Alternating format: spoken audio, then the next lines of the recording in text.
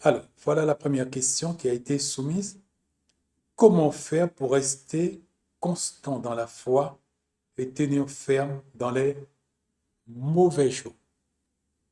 Question pertinente. Je vais avant tout faire allusion à ce que le général mandaté par le ciel pour nous préparer nous a toujours dit et que dans la communauté de DJCSE a été répété inlassablement. La la seule chose qui pourrait permettre que nous puissions rester constants dans la foi, c'est notre rapport avec la parole. Seule chose qui puisse faire que nous puissions rester constants dans la foi, rien d'autre dans ce monde n'a été prévu par le ciel comme substitut à celui-là. L'exclusif, c'est notre rapport avec la parole. Un rapport de respect, un rapport révérentiel, veut dire que nous, nous lui accordons un profond respect et admiration. La confiance que cette parole est infaillible parce que c'est Dieu qui l'a donnée et comme il est écrit même dans la parole, consultez le livre de l'Éternel. Aucun d'eux ne fera défaut, ni l'un ni l'autre. À l'époque, ce n'était que l'Ancien Testament qui existait, quand le prophète avait parlé. Et ce n'est que plus tard, le Nouveau Testament est venu. Et aujourd'hui, nous avons condensé l'Ancien et le Nouveau Testament. Il a dit, consultez le livre de l'Éternel. Aucun d'eux ne fera défaut, ni l'un ni l'autre. Jésus disait, tant que les cieux et la terre ne passeront point, pas un seul iota ne disparaîtra de la parole. Il fait force absolue de loi pour l'humanité. Ce qui déroge, déroge. Mais alors, pour rester constant dans la foi, il n'y a rien d'autre que ton rapport, mon rapport révérentiel, respectueux, notre obéissance, notre dévotion à cette parole et dans notre relation, quand nous la lisons, nous devons comprendre quand nous la prenons et dans les conditions requises, sans offense, sans et de la malpropreté dans notre cœur, nous prenons Jésus lui-même. Appelons-nous. Jésus, c'est Dieu, le Créateur. Le Créateur a pris la décision de venir pour sauver l'humanité et il est venu dans l'apparence, dans la personne de son Fils Jésus. Mais c'est lui-même. C'est lui-même. La parole, c'est Dieu le Père lui-même. La parole, c'est Jésus lui-même. Il disait, moi et le Père, mais de quoi vous parlez? Nous sommes un. Philippe dit, mais montre-nous le Père. Philippe, de quoi parles-tu? Depuis le temps que je suis avec vous, tu ne m'as pas connu.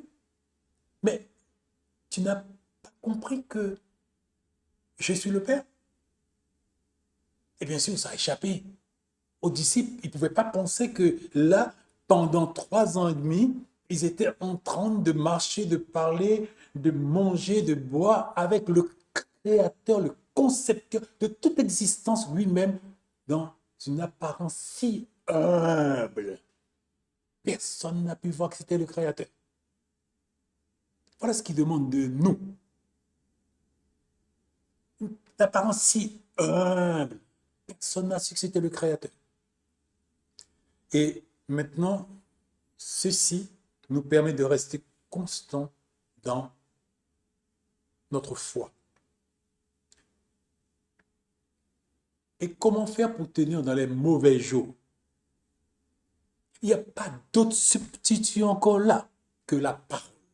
Notre relation avec la parole, notre obéissance à la parole, notre soumission à la parole est seule habilité de nous faire rester fermes dans la foi et de nous accompagner à travers tous les cataclysmes, toutes les situations, tous les soubresauts, toutes les incompréhensions.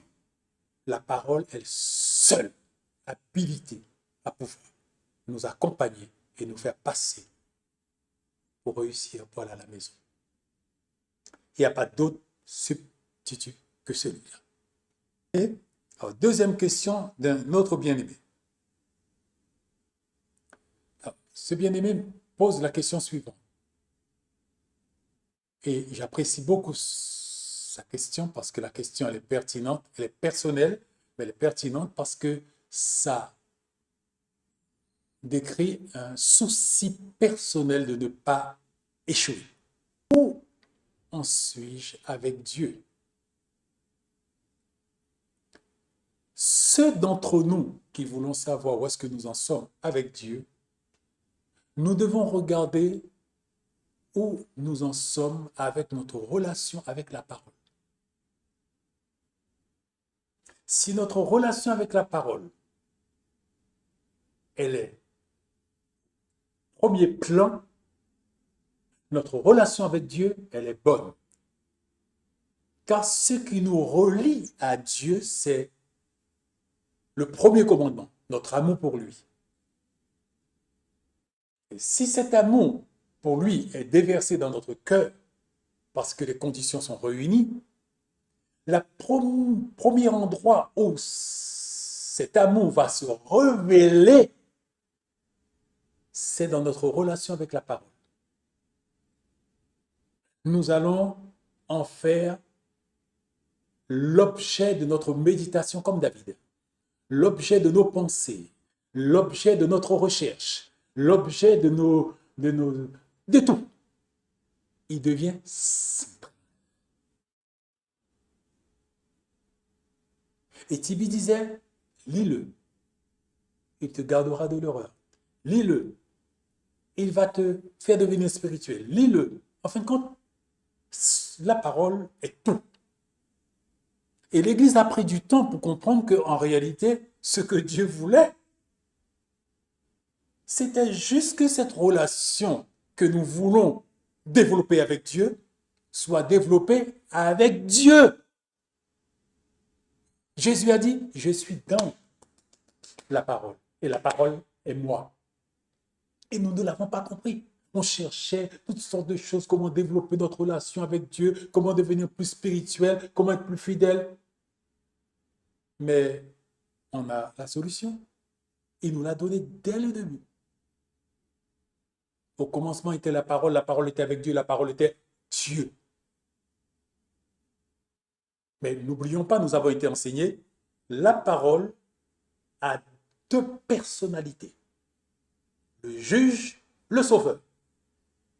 Quand nous venons avec le péché, quand nous venons avec des sentiments négatifs, des sentiments que le ciel n'approuve pas, nous sommes en relation avec la lettre qui tue.